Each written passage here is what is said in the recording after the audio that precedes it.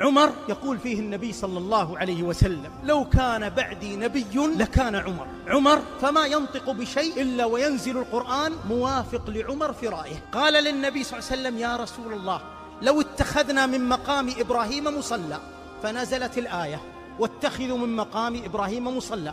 قال: يا رسول الله، لو أمرت نساءك بالحجاب فإنه يراهن أو يكلمهن البر والفاجر، فنزلت آية الحجاب. قال لنساء النبي صلى الله عليه وسلم لما اجتمعن عليه في الغيرة، قال: عسى ربه إن طلقكن أن يبدله أزواجا خيرا منكن، فنزلت كما نطق بها عمر. وقال للنبي صلى الله عليه وسلم في أسارى بدر مخالفا لرأي بعض الصحابة: أرى أن تضرب أعناقهم، بينما كان أكثر الصحابة يرون الفداء، فنزلت: ما كان لنبي أن يكون له أسرى حتى يثخن في الأرض، تريدون عرض الدنيا والله يريد الآخرة. لما جاء عبد الله بن أبي إلى النبي صلى الله عليه وسلم يخبره بموت والده رأس المنافقين، فأعطاه النبي صلى الله عليه وسلم قميصه وجاء ليصلي عليه، يقول: وثبت في صدر النبي صلى الله عليه وسلم أمام النبي صلى الله عليه وسلم. قلت: يا رسول الله، تصلي عليه وقد قال كذا وكذا، أذكره ببعض مساويه. فقال: تبسم النبي صلى الله عليه وسلم قال: أخر عني قناة القائد إيهاب. إني خيرت فاخترت، ولو أعلم أني لو زدت على 70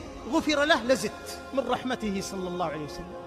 قال: فصلى عليه النبي صلى الله عليه وسلم. فما مكثنا إلا يسيرا، نزلت الآيتان في سورة براءة، في سورة التوبة: ولا تصلي على أحد منهم مات أبدا ولا تقم على قبره إنهم كفروا بالله ورسوله وماتوا وهم فاسقون. كما قال عنه بعض الصحابة: كنا نرى أن بين عيني عمر ملك يسدده ويقومه، فما ينطق بشيء إلا وينزل القرآن موافق لعمر في رأيه. فما ظنكم؟ ما زلنا أعزة منذ أسلم عمر.